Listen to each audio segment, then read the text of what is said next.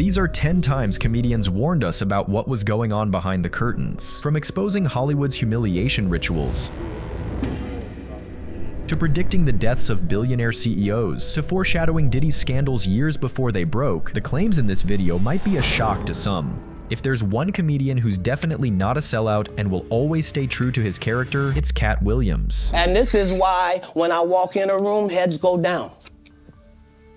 Behind my back, I'm nothing. I'm just a regular old comedian that's bitter and jealous. But in my face, no, no, no. The king has walked in and they have to respect it only because I've not taken the shortcuts. I've not been funded. They pay you to not talk about things they don't want you to talk about. They tell you that themselves. From telling us about Harvey Weinstein. They canceled me for talking about Harvey Weinstein before the thing came out, but he offered to suck my in front of all my people at my agency. What am I supposed to do? He did all of that. I'm thinking I'm the only black person on the script. I get there, it's 3 other black guys on there.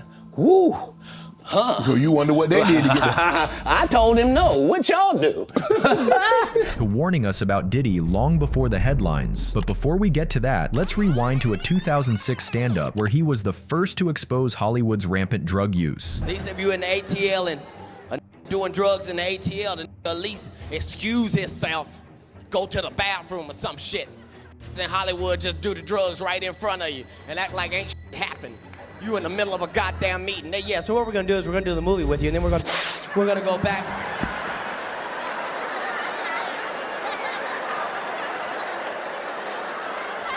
Did you know that I can see you? You right there, it's on your nose.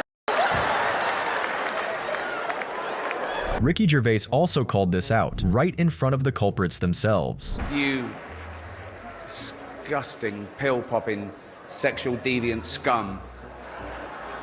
I want to do this monologue and then go into hiding, okay? All of these big dick deviants is all catching hell in 2024. It's up for all of them. It don't matter if you Diddy or whoever you is, TG Jakes, any of them. All lies will be exposed. That's all.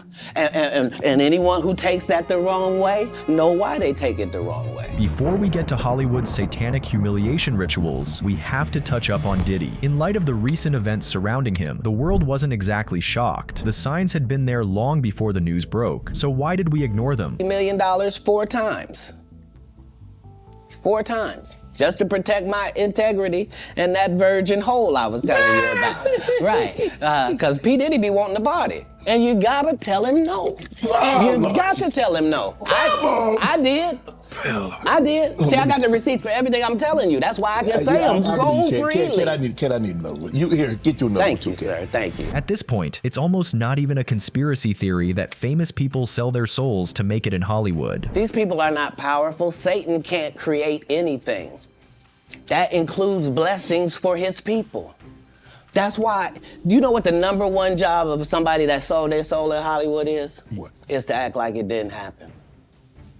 They all do the same job. There's a Hollywood conspiracy theory floating around online that claims black actors have to go through a humiliation ritual to reach stardom, and that ritual is wearing a dress. Dave Chapelle, another great comedian, said that, you know, in the industry, they tried to make him wear a dress. Have you ever ran into that with scripts, and is that something that, you know, you wouldn't do, you know, for I definitely haven't ran into to put on the dress. I mean, you know, you have to have boundaries. You have to have limits that you refuse to cross. Let's see what Katt has to say about Kevin Hart's boundaries. Kevin told you he wasn't gonna wear no dress until they offered him the dress, and then he put it on. And what did he say after he wore it?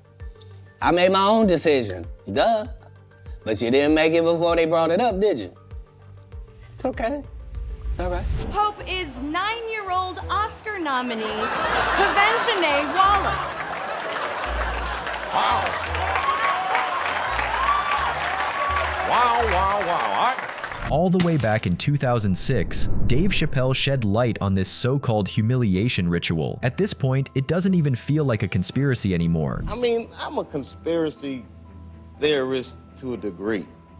Like, when I connect dots that maybe shouldn't be connected, I don't know. But certain dots, like when I see that they put every black man in the movies in a dress, at some point in their career, I'll be connecting them down like, wow, all these brothers got weird dress. That's happened to me. I'm doing a movie with Martin. Yeah. The movie's going good. So I walk in the trailer. I'm like, man, this must be the wrong trailer because there's a dress in here. They come in. The writer comes in. I think he's the writer. He's like, Dave, listen, we got this hilarious scene where Martin's sneaking out of jail. So he disguises you as a prostitute. And he put this dress on, and what? The prostitute? Nah, I'm not doing that. I don't feel comfortable with that. That should have been in the discussion. So you think politicians should let their human side come out? Yeah, absolutely. I absolutely do. But I mean, I don't think it matters who's president. I'm one of those people. I don't think it does. You don't think it matters? It doesn't. Doesn't matter at all. Dude, Hillary Clinton goes to those Bilderberg meetings. That's like the Illuminati stuff, right? She probably hooked up with some guy wearing like a goat's head, and then she goes out on TV and she's talking to people who drive snowplows, like she can relate to them. While the talk began with politicians, it eventually shifted toward corporations. Whether tragic or not, opinions were split, but in December 2024, news broke that an Ivy League computer engineer had shot United Healthcare's CEO in rebellion against the flaws of health insurance companies. 8 years earlier, Bill had predicted that something like this could happen at any moment. From Nestle that doesn't think water is a human right. I mean, that guy should be hunted down and shot. Yeah. Right?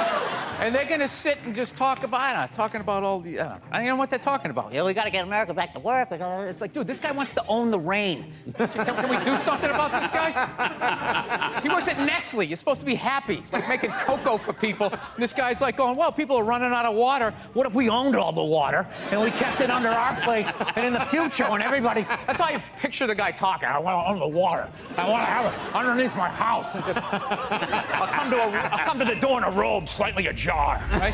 Chris Rock's Oscars slap took the world by storm, but what if I told you a comedian had predicted it over 20 years ago? Shawn Wayans was impersonating Chris Rock in the 2000 MTV Award Show. We got a lot of rappers here. That's right. Jay-Z, Jigga, the Jigga Man, Jigga what? Jigga who? Jigga in the club, that's who.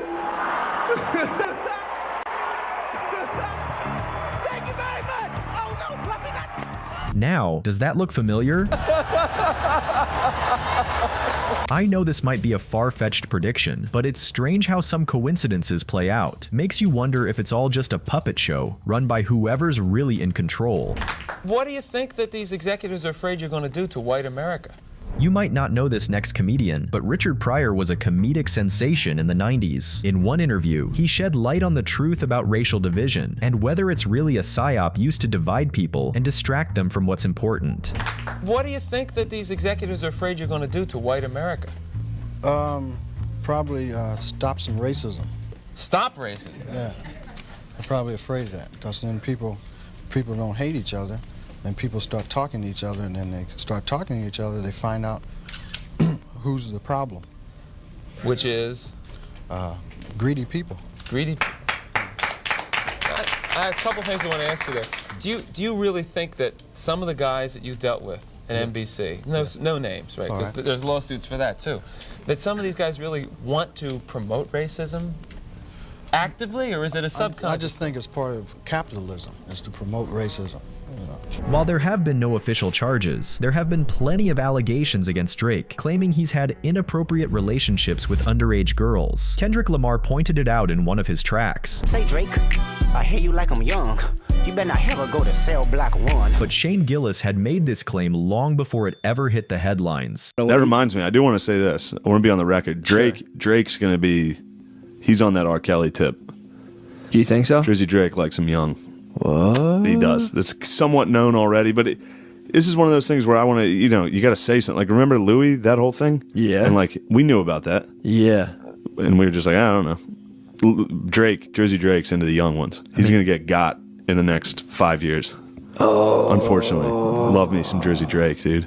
In 2023, Danny Masterson was convicted of assaulting 2 women and sentenced to 30 years to life in prison. 7th season playing Hyde on the Fox sitcom That 70s Show. Please welcome Danny Masterson. Following the headlines, a 2004 clip from his appearance on the Conan O'Brien show resurfaced, where Conan was clearly warning us about what Danny Masterson was really up to. If we had caught on sooner, maybe some innocent women could have been saved. Like my friend Bodie Elfman, he always teases me and he says, "Hi, my name is Danny Masterson. Would you like to touch my balls?" You know, do an imitation of me, because certain So words why are you you just can't asking get away people to with. do that? That's the more important question. I've heard about you.